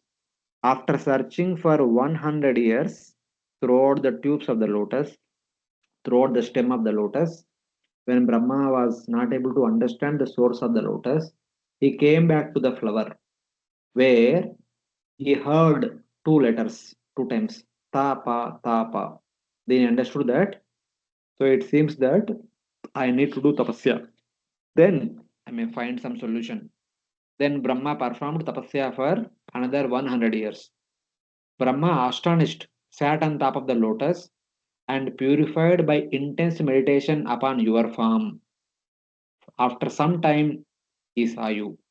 When Brahma performed tapasya for 100 more years, then Brahma had the darshan of Garbhodakshayi Vishnu. Then Brahma offered wonderful prayers unto Garbhodakshayi Vishnu in 9th chapter of the 3rd canto. You are situated within Brahma, who is composed of mind, senses, and body, just as the Tanmatra of fragrance is situated in earth. So, first of all, when Brahma performed tapasya for 100 years, first of all, Brahma saw the Garbhodakshaya Vishnu within the core of his heart. Inside his own heart only he saw Lord Brahma, Lord Vishnu. Then the Lord appeared in front of his eyes. Then Brahma looked at the transcendental form of Garbhodakshaya Vishnu, then he offered wonderful prayers unto him. So that is being indicated here. Brahma gave up searching and came back to the lotus and sat on the lotus. And there he performed meditation on you, Tivra Tapasa, for 100 years. Then he saw you situated in his own body, in his own heart as Paramatma. Just as fragrance is situated in earth. The fragrance is cause of the earth. At the same time, fragrance is also there in the earth. Similarly, Garbhodakshaya Vishnu is the cause of the lotus, and Garbhodakshaya Vishnu is the cause of Brahma, and Garbhodakshaya Vishnu is still there inside the heart of Brahma. So that is the understanding. So he first saw Garbhodakshaya Vishnu within the core of his heart, then he saw Garbhodakshaya Vishnu in front of his eyes, then he offered wonderful prayers. And he was empowered by the Lord to do his seva for creating 14 lokas and all the variety of living entities who will reside in these 14 lokas. So like that. That is how Brahma got his service to Supreme Lord. So then Prahlad Maharaj says, Evam sahasravadanangrishirak karotu Evam sahasravadanaangri shrihas nasadya karna nayana bharana yadyam नासादकर्णना अन्यभारान् युद्धाद्यम् मायामयं सदुपलक्षितसन्निवेशम् मायायं सदुपेक्षित सांसिवेशम् दृष्ट्वा महापुरुषमापमुदं विरिञ्च दृष्ट्वा महापुरुषं आपमोदविरिञ्च. Translation: Lord Brahma could then see you possessing thousands and thousands of faces, feet, heads, hands, thighs, nose, eyes, and ears and eyes.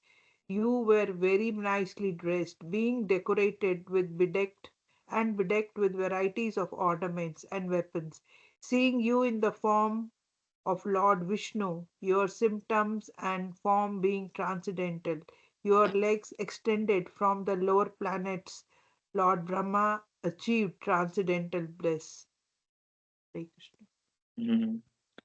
By that meditation on seeing the Lord with thousands of faces, thousands of feet, thousands of heads, thousands of hands, thousands of thighs, thousands of noses, thousands of ears, thousands of eyes, ornaments, weapons, endowed with spiritual Shakti, with perfect arrangement of limbs, with auspicious signs, Brahma derived great bliss.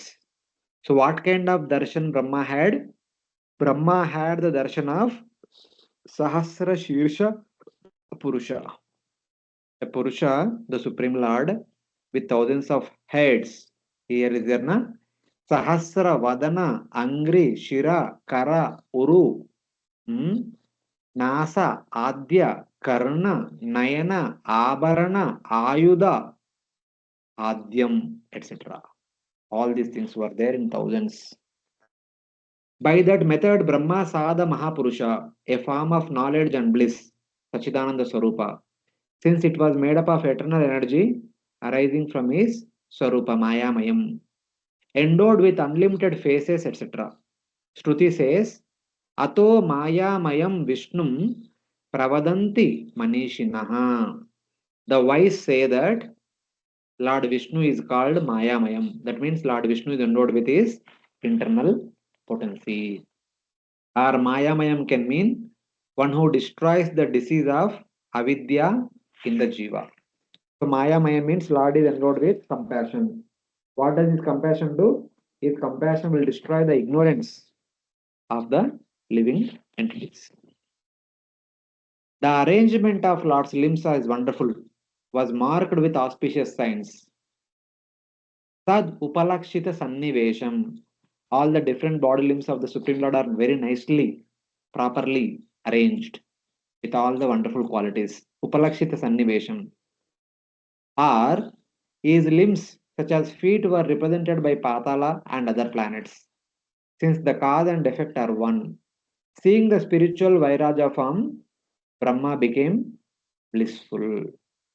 So, one meaning is of this transcendental form is Lord Brahma saw the Sahasra Shirsha Purusha, the Lord consisting of thousands of hands, legs, faces, thighs, etc.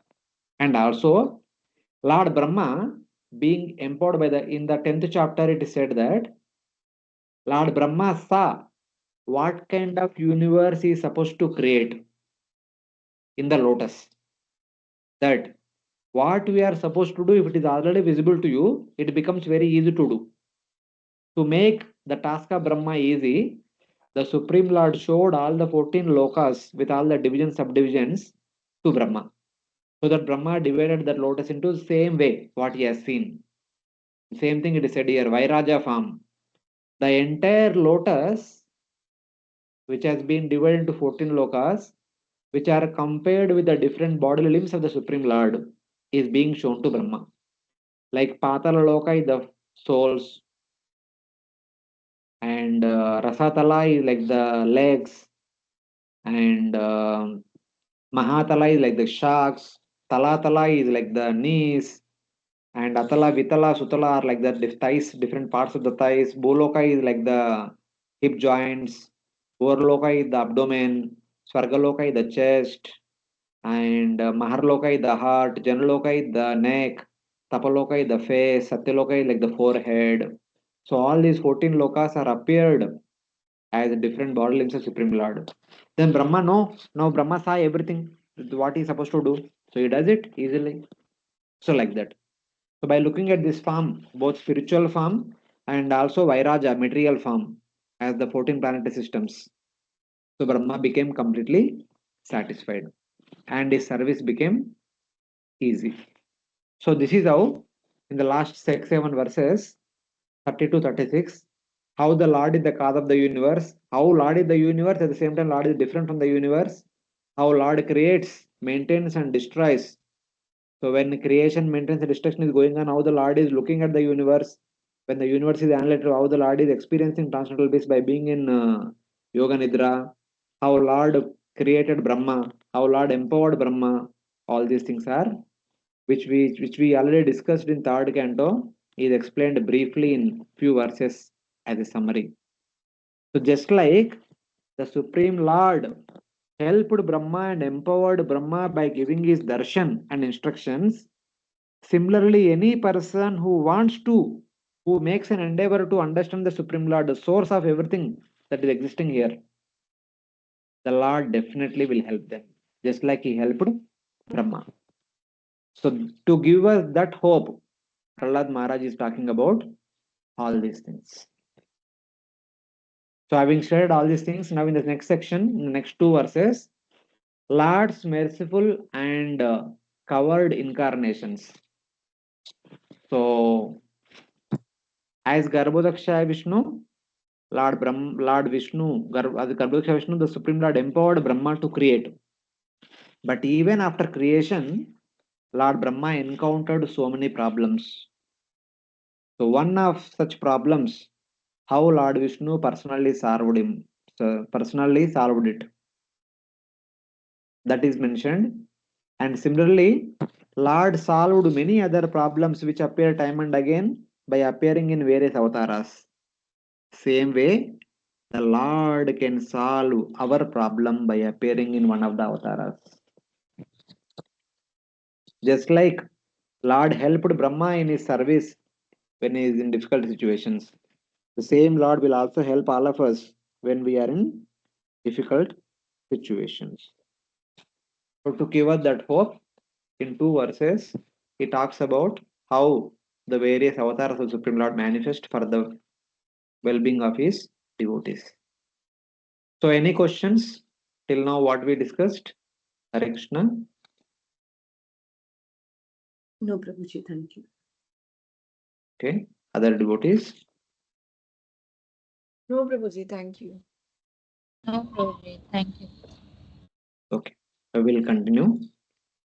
तस्मै भवानः शिरस्तनुवं हि बिभ्रत् तस्मै भवानै शिरस्तनुवेव हि बिभ्रद् वेदद्रुहाव अतिबलौ मधुकैटभाख्यौ वेदद्रुहावतिबलो मधुकैटभाख्यो हत्वानयश्रुतिगणांश्च रजस्तमश्च हत्वानय श्रुतिगणांश्च रजस्तमाश्च सत्वं तव प्रियतमं सत्वं तव प्रियतमां तनुमामनन्ति सत्वं तं प्रियतमां तनुमामनन्ति. Translation. My dear Lord, when you appeared as Haigriva with the head of a horse, you killed two demons known as Madhu and Kaitab, who were full of the modes of passion and ignorance. Then you delivered the Vedic knowledge to Lord Brahma. For this reason, all the great saints accept your forms as transcendental, untinged by material qualities. So here he talks about assuming the form of Lord Hagriva and killing the two strong demons, Madhu and Kaitaba, filled with poison and ignorance. You offered Brahma the Vedas. The sages praise that dearest form of Tattva. So just like Lord Brahma appeared from the top of the lotus, from two water drops of the lotus, the two demons appeared, Madhu and Kaitaba. After Lord being empowered Brahma, while Brahma was busy creating all the planetary systems and different living entities, and he also created the four Vedas. The four Vedas were hovering here and there. Immediately, Madhu and Kaitaba came and stole the Vedas from Brahma, and they entered into Garbhodaka ocean. They hid themselves, and Brahma was perturbed. By the mercy of Supreme Lord, the four Vedas manifested from my four mouths, and I need the help of those four Vedas to continue the creation and to maintain the universe. How come I will be able to continue all these things without the help of the Vedas? Then he prayed to Lord Vishnu. Then immediately Lord Vishnu appeared as Matsya and he had a good fight with Madhu and Kaitaba. He killed them. Then he transformed him to Hayagriva. Then he appeared through the fire sacrifice of Brahma. So, in order to worship Lord Vishnu, Lord Brahma was meditating upon Lord Vishnu and also performing an yajna. From that yajna, Lord Hayagriva appeared and delivered the four Vedas back to Brahma. So with the help of that, Lord Brahma can do further creation and maintain the entire universe and help the people in this universe on how to lead and how to live from this universe, how to attain perfection and all from the Vedic literatures. So that was the past time that at the very beginning of the creation when Brahma was in difficulty because of Madhu and Kaitaba, the Supreme Lord helped Brahma by appearing as Matsya and Hayagriva. That is being indicated. That form of the Lord is praised by the sages. So is indicated. You should appear again and protect your devotee. Taking the form of Hayagriva, you killed the demons Madhu and Kaitaba, filled with Rajas and Tamas, and offered the Vedas back to Brahma. You killed them because you are Sattva. You are Sattvatanu. Though Sattva Guna is not dear to the Lord, since the Lord is indifferent to all gunas, since it is seen that Sattva is not unfavorable to Lord's form of Shuddha Sattva, it is said here to be dearest to the Supreme Lord. Though actually it is not dearest to the Supreme Lord. So though the Supreme Lord is Nirguna, but he always helps those who are in Sattva-guna. Like personalities like Devatas headed by Brahma and all the devotees who situate themselves in Sattva-guna, the Supreme Lord always helps them. Because it is easy for those who are in Sattva-guna to access the mercy of the Supreme Lord. For the other two people, it is very difficult to access the mercy of Supreme Lord. To show favor to persons in Sattva-guna, such regard is given. Therefore, to protect the righteous and punish the sinful is only the nature of the gunas. It does not show the quality of inequality in you. So basically, in one sense, the Lord is equal to everyone, but the Lord protects those who are in the mode of goodness, because mode of goodness attracts protection. So when we are in the mode of goodness, we attract Lord's protection. So if at all we want Lord's protection, we need to stay ourselves in the mode of goodness. So Brahma was in mode of goodness. So Brahma attracted the mercy of the Supreme Lord and protection of the Supreme Lord. So Lord appeared as Matsya and Hayagriva, and he helped Brahma regaining the Vedas by killing Madhu and Kaitaba. Same way, in order to protect the Devatas who are in Sattva-guna, in order to annihilate the demons who are in Tamoguna and Rajoguna, the Lord appears in various avatars, in various forms. That is summarized in the next verse. Hare Krishna, Prabhuji. Mataji. Prabhuji, like this Hayagriva incarnation here, which is referred to as, that is in the form of fish, na? You said Matsya form, na? No. Hayagriva is Hayagriva also. But before Hayagriva, Lord appeared as Matsya and he fought with Madhu and Kaitaba who were hiding within the Garbhodaka ocean. He killed them. Then he took the form of Hayagriva, appeared in Satyaloka in front of Brahma and delivered all the four Vedas to Brahma.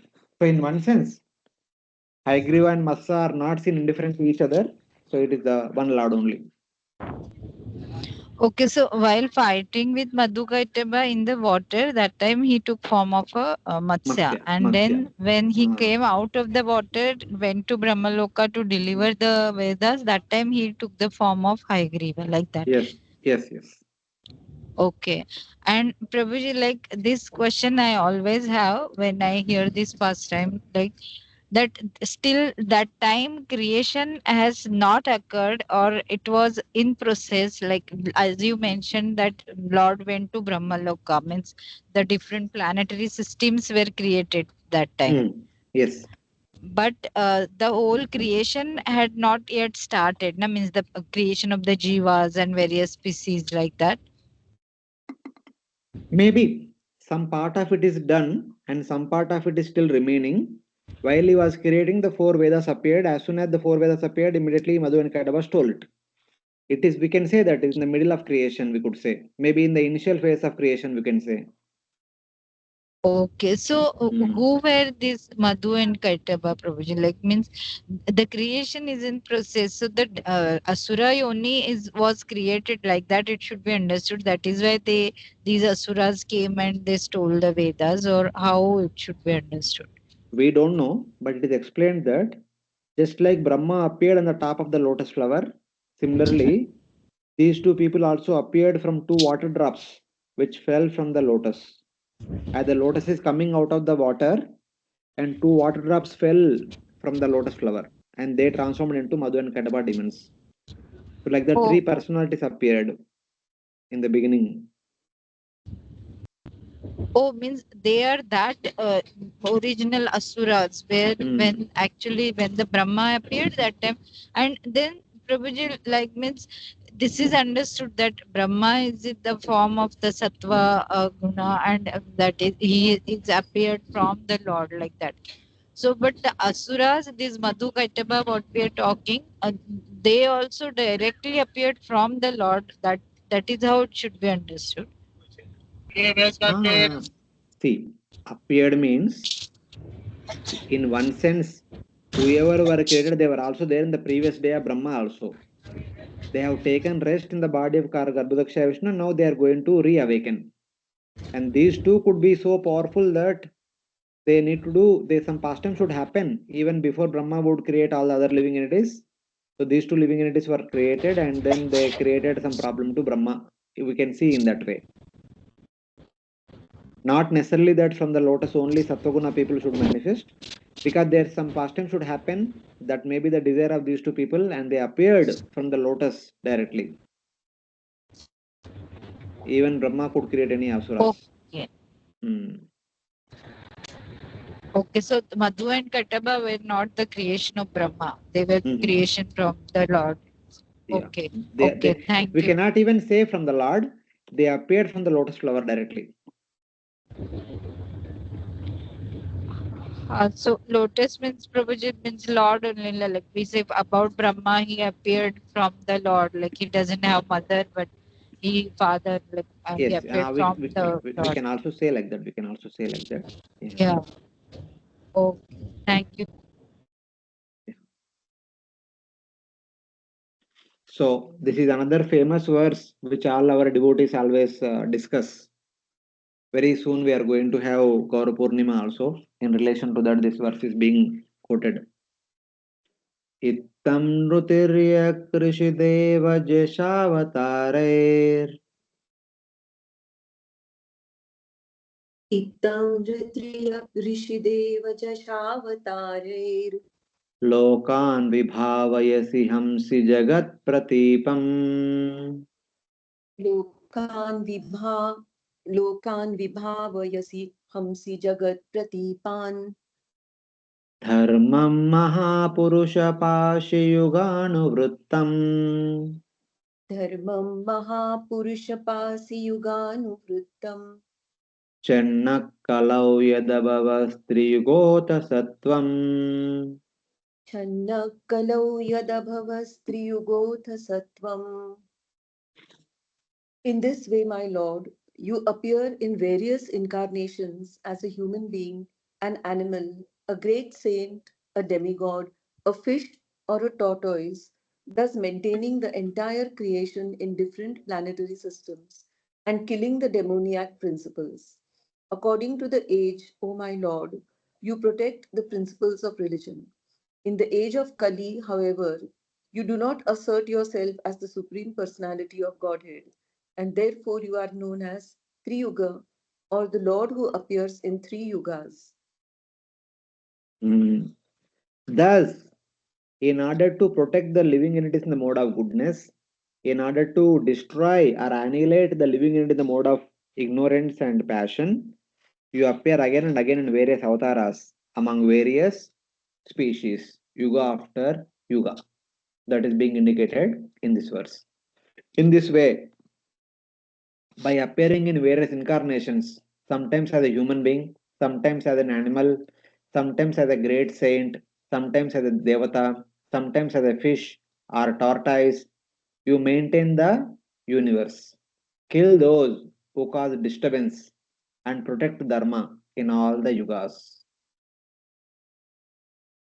So every yuga, you protect dharma, maintain the people in the mode of goodness, destroy those people who are in the mode of ignorance and passion. You do this by appearing in every yuga in various forms, sometimes as human, sometimes as animal, sometimes as sage, sometimes as devata, sometimes as aquatic, and like aquatics and the land animals and combined animals, like that, some things. Oh great Lord, since you appear in a covered way in Kali Yuga, you are called Tri Yuga. In Tri Yuga, Satya, Treta, Dwapara, the Lord appears directly and Lord will advocate that I am the Supreme Lord. But in Kali Yuga, generally the Lord don't appear. Even if he appears, he hides his identity. Chenna Kalau Yadabhava Stri Yugota Sattvam. So in Kali Yuga, you never advertise yourself as the Supreme Lord. You always cover your identity and you manifest yourself as a devotee of the Supreme Lord. That is called Chenna Avatara, which is referring to Chaitanya Mahaprabhu. Just as Hayagriva, Lord Hayagriva appeared for Brahma, other avatars have appeared for other devotees.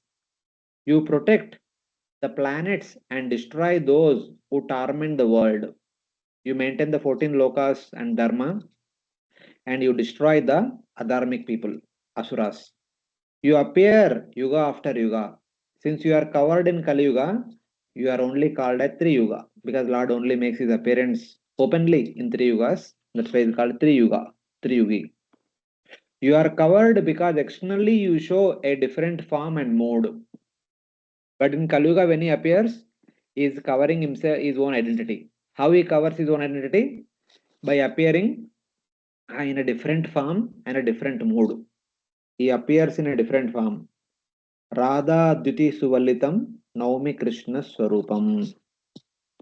So this time when he appeared, he did not appear with the physical concept complexion as that of Krishna, blue complexion. No, he appeared in the complexion of Srimati Radharani. Radha Adviti Suvallitam Naumi Krishna Swarupam. Though it is Krishna, he appeared in the form of Radharani with the mood of Srimati Radharani. The form is not Krishna's, the mood is not Krishna's. That's why it is said. You are covered because externally you show a different form and different mood. You are well known in other 3 yugas, but not in Kali Yuga. Later, the conclusion will be explained with the meaning of Chenna taken from other verses. Nana Tantra Vidanena Kalau Api Tatashrunu. In the 11th canto, 5th chapter, text number 31, Karabhajan Rishi will be talking about the 4 Yuga avatars. How in 4 Yugas the Lord makes his appearance. So he talks about other 3 Yugas. In Satya Yuga, he will appear in white color. In Treta Yuga, he will appear in red color. In Dwapara Yuga, he will appear in blackish color or blue color. In Kali Yuga, he will appear in yellow color. That is what is indicated in that verse. Krishnavarnam Tvisha Krishnam Sangopanga Sraparshadam Yajnai Sankirtanai Praya Rejantihi Sumedasa. So what was the avatar of Kali Yuga? He comes in Krishna Varnam. So Krishna Varnam means here one meaning of Varna is the complexion, another meaning of Varna is always chanting the name of Krishna. Tvisha Akrishnam. But his complexion is Tvisha, his appearance is not Krishna, it is Akrishnam. It will be yellow color. Sa Anga, Upanga, Astra, Parshada. He will make his appearance along with his Angas, his intimate devotees. So here Sa Anga, Anga refers to his intimate associates. Who are his intimate associates? Lord's transcendental beauty is the intimate associate of the Supreme Lord. Lord Chaitanya Mahaprabhu attracts by his transcendental beauty. And Upanga, Astra, Lord's Astra is the weapon of the Supreme Lord is Harinam. The previous avatars he would have weapon. As Lord Rama he has Kodanda. As Krishna he is a Sudarshan Chakra. As Vishnu he has Shankar Chakra Gada Padma. But in this avatara, as Parashurama, Parashu, like that is there. But in this avatara, the asra is Harinam and Parshadam. He comes with his Parshadas, Nityanand Prabhu, Advaita Acharya, Gadadhar Pandit, Srivas Thakur, Mukunda, Mukunda, Damodar, and Ramananda Rai, Sarud Damodar Goswami, like there are so many of Parshadas, they are all there along with him. Yajnai Sankirtana Prayer, Ejantihi Sumedasa. The Sumedasa, the highly intellectual people, worship him by the performance of Sankirtana Yajna. So that is the nature of Channa Avatara, who makes his appearance in a covered way with a different form and different mood as a devotee of the Supreme Lord, and his identity is completely covered. So in that way, constantly appearing, you shower the nectar of your form, qualities, and pastimes. But my sinful mind does not take pleasure in this. It has fallen in the hole of material enjoyment. What shall I do? This is expressed in 3 verses. So, though you make your appearance in various avatars for the purpose of protecting those who are in Sattva-guna, your surrendered devotees, but still my mind is not attracted to you. When Prahlad Maharaj is saying that my mind is not attracted to you, it is not Prahlada's mind, it is all of our mind. Prahlad Maharaj is speaking on behalf of all of us. Even though Lord is appearing in various avatars, but we are still not attracted to Supreme Lord. What can we do to become attracted to Supreme Lord? So on behalf of all of us, now Prahlad Maharaj is continue to offer prayers. Any questions, Hare Krishna? No, Prabhuji, thank you. Okay. We'll just discuss 2 more verses till text number 40 and then we'll close for today. नैतन्मनस्तव कथासु विकुण्ठनाथा नैतन्मनस्त्वकथासु Vaikunthnath सम्प्रीयते दुरितदुष्टमसाधु तीव्रम् सम्प्रीयते दुरितदृष्टमसाधु तीव्रम् कामातुरं हर्षशोकभयैषणार्थम् कामातुरं हर्षशोकभैषणार्थम् तस्मिन् कथं तव गतिं विमृशामि दीना तस्मिन् कथं तव गतिं विमृशामि दीना. Translation. My dear Lord of the Vaikuntha planets, where there is no anxiety, my mind is extremely sinful and lusty, being sometimes so called happy and sometimes so called distressed. My mind is full of lamentation and fear, and it always seeks more and more money. Thus, it has become most polluted and is never satisfied in topics concerning you. I am therefore most fallen and poor, in such a status of life. How shall I be able to discuss your activities? Hare Krishna. So Prahlad Maharaj is talking about all of our condition. What is the problem with all of us? Why we are not able to become attracted to Supreme Lord, even though he is appearing in various avatars again and again.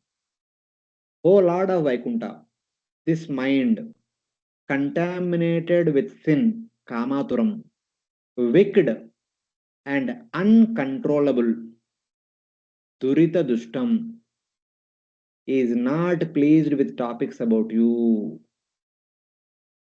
Not at all. Na manastava katasu Vaikuntanatha. Oh Vaikuntanatha, my mind is not at all attracted to your Krishna Katha. Instead, it is attracted to sinful desires, sinful activities, wicked nature, uncontrollable nature, etc.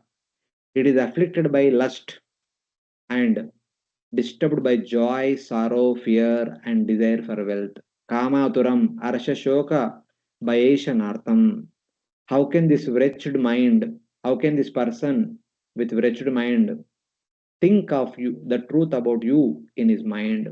Tasmin katam tava gatim vimrushami dina. How will a materialistic person who is simply attracted to lust and who is always disturbed by joy, sorrow, fear, and desire for wealth can focus on your Krishna Katha? How is that possible? Like that Prahlad is saying. My mind does not take pleasure in topics of your form, qualities, and pastimes, Nama, Rupa, Guna, Lila. Why do you not enjoy these topics, these tasty topics? The Lord is asking. Oh, my Nama, Rupa, Guna, Lila are very tasty. Why are you not able to enjoy them? The Prahlad says, my dear Lord, my mind is spoiled by sin, just as the tongue is spoiled by jaundice and cannot taste sweetness.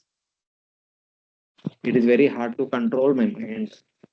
It is in diseased condition. Thus, it is not able to relish the sweet taste of your pastimes.